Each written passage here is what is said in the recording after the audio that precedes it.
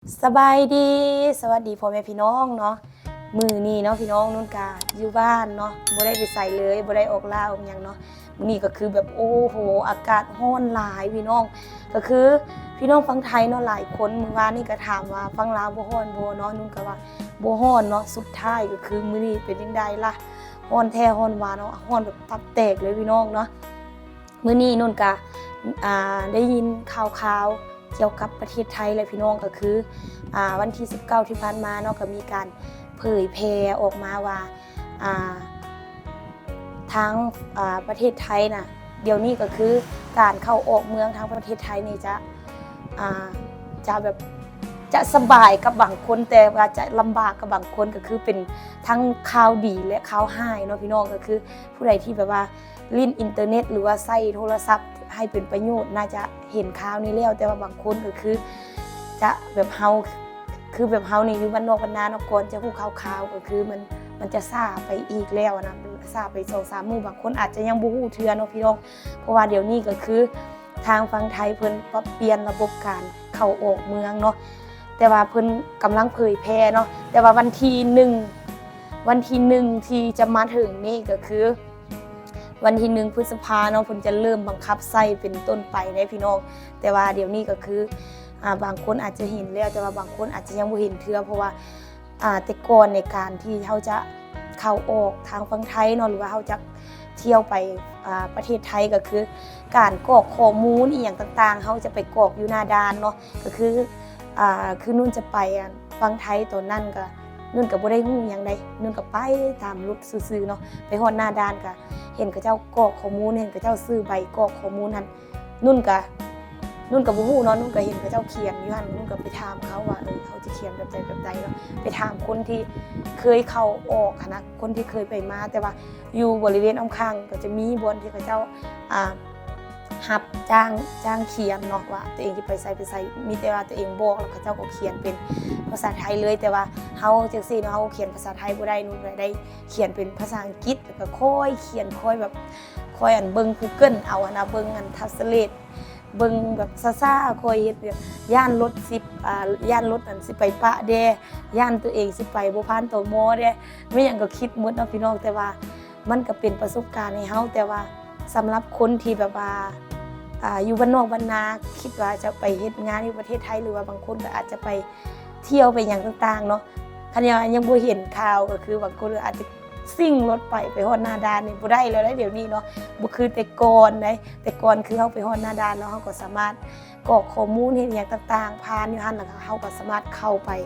ฟังไทยได้เลยแต่ว่าปัจจุบันนี้มันบ่ได้แล้วพี่น้องเฮาต้องได้กะเกี่ยวข้อมูลก่อนสิไปแล้วก็ได้สมัครทางออนไลน์อย่างต่ำ3 มื้อก่อนเขาจึงได้ออกเดินทางเนาะเดี๋ยวนี้แต่บ่ฮู้ว่าฝั่งไทยเดินทางมาฝั่งลาวเป็นจังไดเพราะว่าก็คันว่ามีข้อกฎหมายเพิ่นก็น่าจะประกาศออกน่าจะยังเป็นระบบเดียวกันแต่ว่าตอนนี้คือฝั่งลาวหรือว่าคนต่างประเทศจะเข้าไปทางฝั่งไทยเนาะอาจจะได้กรอกข้อมูลอย่างน้อย3 มื้อเดี๋ยวนุ่นก็สิมาพาพี่น้องเบิ่งข้อมูลที่แบบว่าเพิ่นเผยแพร่เนาะว่าเพิ่นสิเริ่มบังคับใช้ในมื้อใดแล้วก็เพิ่นให้เฮาประกอบข้อมูลหรือว่าประกอบข้อมูลทางอินเทอร์เน็ตนะประกอบทางใดเดี๋ยวนุ่นก็สิลองพาพี่น้องมาเบิ่งเนาะอันนี้มันจะเป็นข้อมูลคร่าวๆเนาะเพราะว่านุ่นเองก็เห็นก็ตกใจคือกันเพราะว่าตัวเองก็เป็นน่าจะเป็นบ้านนอกเข้ากรุงนั่นแหละเพราะว่าก็บ่ค่อยฮู้ระบบที่ทันสมัยหลายปานใดเนาะแต่ว่าเฮาเห็นก็ค่อยศึกษากันไปเนาะว่าหลายคนก็ว่านู่นยามใดสิมาเที่ยวฝั่งไทยแต่ว่าโอ้ยเห็นแบบนี้แล้วคือจะยุ่งยากกับเฮาหลายเพราะว่าเฮาเป็นคนบ้านนอก1บ้านนอก2มาเฮาเขียนภาษาไทยบ่ได้เนาะเฮาสิไปประกอบข้อมูลก่อนสิเข้าด้านก็คือเฮาต้องได้ประกอบทางออนไลน์พี่น้องนี่อันนี้นุ่นก็มีข้อมูลคร่าวๆเนาะแบบมันเป็นข้อมูลที่แบบเพิ่นเผยแพร่เนาะพี่น้องก็เดี๋ยวสิมาอ่านให้สิมาอ่านสู่พี่น้องฟังกับรถตัวเองก็เบิ่งไปนำเพราะว่าก็นุ่นก็ได้อ่านไปรอบนึงแล้วบางเทื่อบางคำศัพท์นุ่นอาจจะอ่านบ่ถูกบ่ต้องก็ต้องขอโทษขออภัยบางเพราะว่าบางเทื่อก็อ่านมันก็อาจจะเนาะอาจจะสำเนียงบ่คือบ่ฮู้เลยว่าจังได๋เนาะเดี๋ยวมาอ่านให้พี่น้องฟังนำกัน นี่อันนี้นุ่นก็มีข้อมูลเล็กๆน้อยๆเนาะก็คือระบบบัตรขาเข้าแบบดิจิตอล TDAC สำหรับชาวต่างชาติทุกคนที่เดินทางเข้าประเทศไทยเริ่มมีผลบังคับใช้1 พฤษภาเนาะ1 พฤษภาคมนี้ต้องลงทะเบียนออนไลน์ล่วงหน้าอย่างน้อย3 วันก่อนเดินทางนี่อันนี้ประมาณนี้เนาะแล้วก็วันที่19 เมษายน 2568 สำนักงานตรวจคนเข้าเมืองหรือว่าตม.เตรียมใช้ระบบบัตรขาเข้าแบบดิจิตอลไทยแลนด์ดิจิตอลแอร์กัสทีDAC สำหรับชาวต่างชาติที่เดินทางเข้ามาในประเทศไทยทุกช่องทางได้แก่ทางบกทางเรือและทางอากาศโดยจะเริ่มบังคับใช้ในวันที่ 1 พฤษภาคม 2568 เป็นต้นไปชาวต่างชาติทุกคนต้องลงทะเบียนผ่านระบบออนไลน์ที่เว็บไซต์ TDAC อย่างน้อย3 วันก่อนเดินทางเข้าประเทศโดยต้องกรอกข้อมูลเอกสารเดินทางหนังสือเดินทางข้อมูลส่วนบุคคลการเดินทางที่พักในประเทศไทยและสถานะทางสุขภาพตามประกาศของกระทรวงสาธารณสุขนี่ประมาณนี้เนาะพี่น้องก็คือเพิ่นก็จะแบบว่าจะประกาศหรือว่าจะเผยแพร่เลยให้เฮากะเกียมก่อนที่แบบว่าเฮาจะไปเข้าเมืองหรือว่าเข้าประเทศไทยวันที่1นี่เพิ่นจะมีผลเริ่มบังคับใช้เนาะเพราะว่าอยู่ไทยก็กฎหมายก็ค่อนข้างเลยว่าเคร่งครัดคันว่าไปฮอดหน้าด่านแล้วเฮายังบ่ได้ลงทะเบียนบ่ได้เฮ็ดหยังเฮาจะไปกรอกข้อมูลคือเก่านี่เฮาน่าจะเข้าไปบ่ได้แล้วพี่น้องก็คือนุ่นก็เริ่มแบบจะเฮ็ดแนวใดดีแบบสิกะเกียมยังดีเพราะว่าตัวเองก็ยังบ่ฮู้เนาะแต่ว่านุ่นก็ต้องได้ศึกษาเบิ่งก่อนว่าระบบนี้เพิ่นมีการลงทะเบียนประมาณใดเนาะเพราะว่าแต่ละคนจะเข้าไปฟังไทยหรือว่าจะไปต่างประเทศนี่ส่วนหลายคนที่แบบว่ามีพยาธิหรือว่ามีโรคประจำตัวนี่มันจะยากในการเดินทางเนาะเพราะว่าบ่ว่าจะไปต่างประเทศหรือว่าไปฟังไทยหรือว่าไปไสคันว่าเฮามีพยาธิเนาะหรือว่าแบบโรคประจำตัวนี่เฮาเดินทางค่อนข้างยากเพราะว่าเขาเจ้าแบบว่าย่านแบบว่าไปแล้วมันเกิดพยาธิตัวเองนะกำเริบเกิดอันนี้นั่นนะมันจะยุ่งยากเขาเจ้าก็แม่นอยู่อันนี้ก็แม่นเนาะเพราะว่าบางคนนี่มันมีพยาธิที่แบบว่าบ่สามารถเข้าไปเที่ยวต่างประเทศได้ก็มีเนาะพยาธิอันนั้นก็มันก็เป็นพยาธิที่ให้แฮงก็คือนุ่นก็ได้กะเขียมว่าสิบอกหมู่ครูเพราะว่าหมู่ครูนุ่นก็ว่าสิไปเที่ยวไทยเนาะบางคนก็ยังบ่ฮู้ได้ว่าเดี๋ยวนี้เพิ่นให้กรอกข้อมูลทางออนไลน์เพิ่นบ่ได้ให้เฮาขี่รถไปซื่อๆแล้วไปฮอดพุ่นแล้วไปกรอกข้อมูลอยู่หน้าด่านคันไปก็น่าจะเสียเวลาอยู่หน้าด่านหั่นว่าอยู่หน้าด่านก็สิไปทางหน้าก็บ่ได้กลับทางหลังก็บ่ได้ยากได้เนาะคันว่าไปถ่ายอยู่หน้าด่านไปนอนหน้าด่านเลยแหละพี่น้องก็คืออันนี้เป็นข้อมูลคร่าวๆเนาะในการเผยแพร่ของฝั่งไทยให้คนต่างชาติหรือว่าให้หลายๆคนนะพูดนำกันว่าเดี๋ยวนี้เพิ่นเริ่มมีการลงทะเบียนทางออนไลน์ให้เดินทางสะดวกคนที่เรียนอินเทอร์เน็ตเป็นหรือว่าฮู้ระบบการใช้งานมันจะอาจจะสะดวกสบายหลายขึ้นมันจะเฮ็ดให้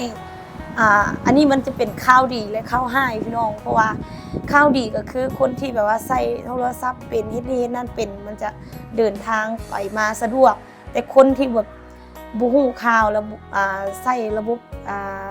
อินเทอร์เน็ตหรือว่าระบบอันนี้มันบ่เป็นนั่นน่ะไปนี่จะยุ่งยากเนาะจะ ไปซับซ้อนอยู่หน้าด้านนั่นแหละบ่ฮู้ว่าสิเฮ็ดจังใดแล้วเนาะพี่น้องอันนี้นุ่นก็เลยได้มาพาพี่น้องฮู้นำกันบางคนอาจจะฮู้แล้วบางคนยังบ่ฮู้เนาะเพราะว่านุ่นเองก็หาก็ฮู้ข่าวเนาะหาก็ฮู้ข่าวเพราะว่าก็ช่วงนี้ก็คืออยู่หมู่บ้านนุ่นไฟนี่มาดับๆเนาะแล้วก็ฝนตกก็ค่อนข้างหลายเนาะแล้วก็เฮ็ดให้ตัวเองก็ได้รับรู้หรือว่ารับรู้ข่าวสารนั่นน่ะน้อยเนาะก่อนสิฮู้กับคนอื่นนี่ฮู้ไปฮอดใส่บ่ฮู้แล้วตัวเองหาก็ไม่เห็นเนาะก็คือพี่น้องฮู้นำกันเนาะว่าระยะผ่านมานุ่นก็เคยเดินทางไปทางฝั่งไทยหรือว่าประเทศไทยเนาะนุ่นไปฮอดหน้าด้านปุ๊บก็จะมีการกรอกข้อมูลอีหยังต่างๆว่าเฮาจะเดินทางไปไสแล้วก็ไปเฮ็ดหยังอยู่ทางฝั่งไทยก็ไปจักมื้อไปน้ำหมู่จักคนไปพักอยู่ไสนะมันก็จะมีการกรอกข้อมูลจังซั่นเนาะแล้วก็บางเทื่อก็จะโชคดีไปก็อาจจะเจอคนร่วมทางเนาะที่แบบว่าแนะนำให้เฮาคือนุ่นนั่นแหละนุ่นเจอคนร่วมทางที่แนะนำเนาะแต่ว่าเขาเจ้าเขียนเป็นภาษาไทยนุ่นเองบ่ฮู้นะนุ่นก็เขียนเป็นภาษาอังกฤษเนาะแล้วก็สำหรับผู้ใดที่แบบว่าเขียนบ่เป็นเลยเขาเจ้าก็จะมีการไปจ้างเขาเจ้าเขียนอยู่แคมป์หั่นแหละอยู่หน้าด่านจะมีบ่อนเขาเจ้ามีบ่อนเขาเจ้ารับเขียนโดยเฉพาะเนาะรับเขียนว่าผู้ใดจะไปไสมีแต่ว่าเฮาบอกแล้วก็มันก็จะมีคนเขียนให้เฮาแต่ว่าอันนั้นมันก็เป็นการล่าช้าในการเดินทางของเฮาก็คือก่อนที่เฮาจะขึ้นรถเฮาไปประกอบข้อมูลนี่หั่นก็คือ